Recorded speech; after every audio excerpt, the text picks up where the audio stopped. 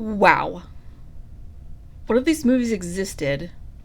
And by that I mean the Banana Splits horror flick. But which one did I think did better in the Warner Brothers movies universe? Scooby or the Splits? Let's find out. Cue the intro!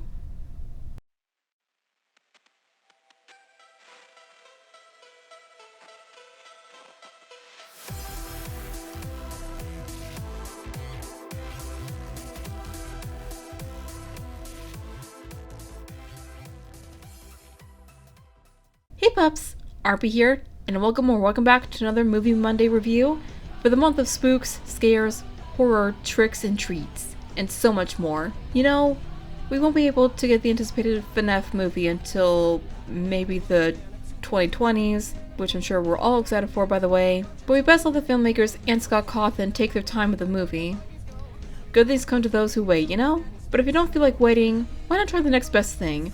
The Banana Splits horror movie. This thing actually does exist. This is not a fan parody, believe it or not. This is a real thing. Also, keep in mind that these are my own personal opinions, and if you disagree with them, that's perfectly fine. Now, I'm gonna get the elephant out of the room, and I don't mean Snorky either. Warner Bros. Had the original rights to the FNAF movie, but due to creative differences, they lost the rights to make the film, and was later given another company by the name of Blumhouse Productions, with the director Chris Columbus. So Warner Bros. Decided to take the Banana Splits and make their own FNAF movie with that.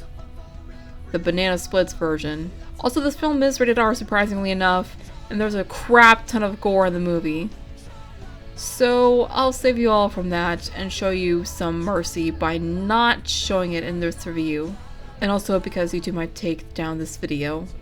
Also, if you're too lazy to read the title, this is a double review on not only the Splits, but also Warner Brothers' live-action movie Scooby-Doo, a somewhat kid-friendly movie to correspond with the R-rated movie about a kids show. Now, onto the review. The plot of the Banana Splits horror movie is that the show has been running for more than 60 years. The show was created by everyone's fan-favorite cartoon creators, Hanna Barbara, and released and aired in 1968, and ran from then until 1970. To be an in-between segments with the other shows Hanna Barbera created. They were calling Face of Hanna Barbera cartoons. You know, Face from Nick Jr. And to show that they ripped off FNAF, they decided to make the Splits animatronics instead of people in costumes. And of course, they kill people. Except children. They just scar them for life. Almost their own by Taft Studios in this movie, not Hanna Barbera for some reason. The director never explained why they decided to do animatronics instead of humans in costumes, but it's kinda obvious here. I mean, my stupid theory is that they could have gotten a hold of Scott's old script from the FNAF movie that he tossed aside, and told the directors, hey, here you go, if you want to make something out of it, you have creative freedom for it, but don't add my FNAF characters in it, okay? Imagine if that really happened. That'd be funny as all hell, dude. Now, majority of the gore effects in this movie are either CGI or not done very well. But hey, it's a movie that looks like some effort was put into it. The child actors are better actors than the adults, to be perfectly honest. The plot... okay. Yeah, they were both FNAF. And even though it's not the most perfectly made movie in the entire universe, it looks like they try to put some effort into it. Plus, Snorky is just a cinnamon roll in this movie. With the exception of the scene where he runs over the dick dad with a banana split car, Snorky's kind of like the Foxy of the Banana Splits, protecting his biggest fan, Harvey, from Bongo, the ape, monkey, gorilla? Just what the hell kind of primate is Bongo? I know the scenes where he doesn't want to hurt anyone, but is forced to until the fight scene between him and Bongo. Or at least, I think he was forced to, but I could be wrong. Correct me if I am. And even though the gore is very well made effects-wise, it's completely insane.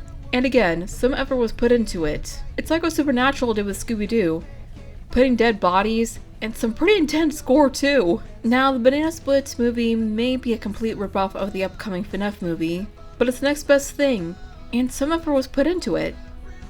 Or at least they tried to put effort into it. They tried.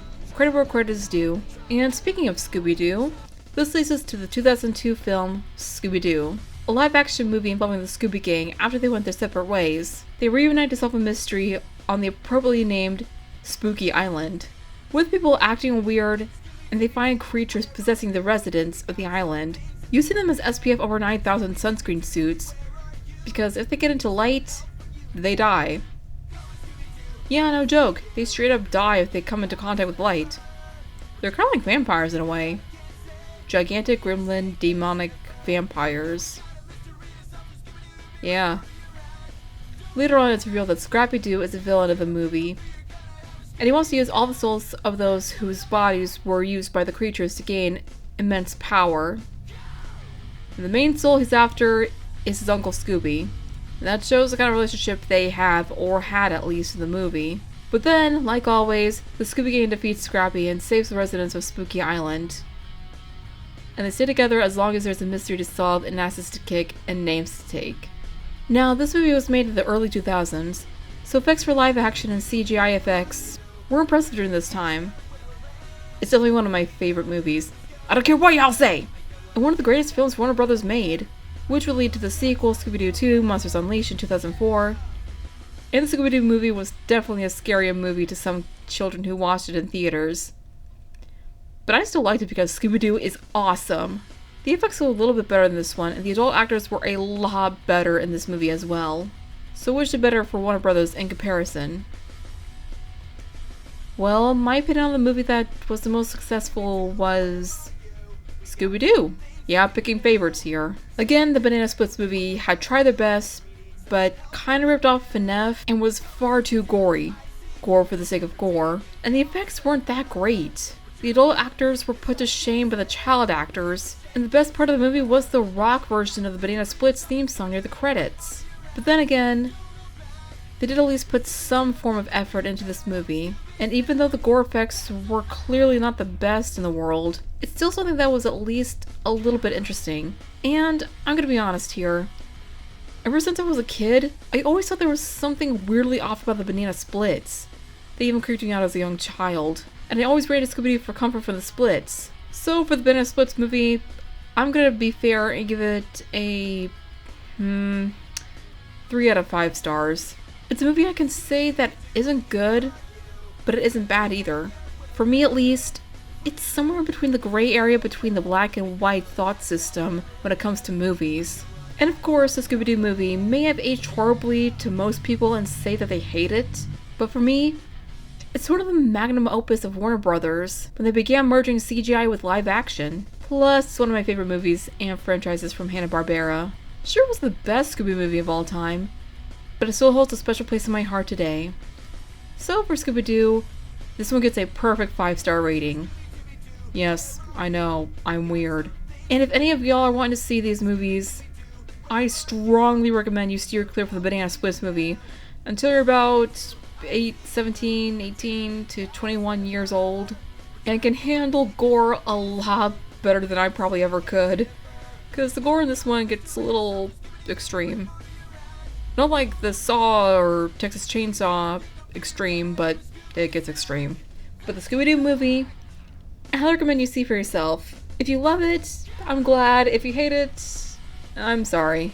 Again, don't look at the Banana Splits movie until you're of age to see R-rated films, but if you decide to ignore my warnings, it's your funeral, and I did warn you, pups. But if you watched both movies already, be sure to comment which one you think is the best out of the two, or comment your favorite Hanna Barbera franchise down below, whether it be made for the horror genre, comedy, animated, etc.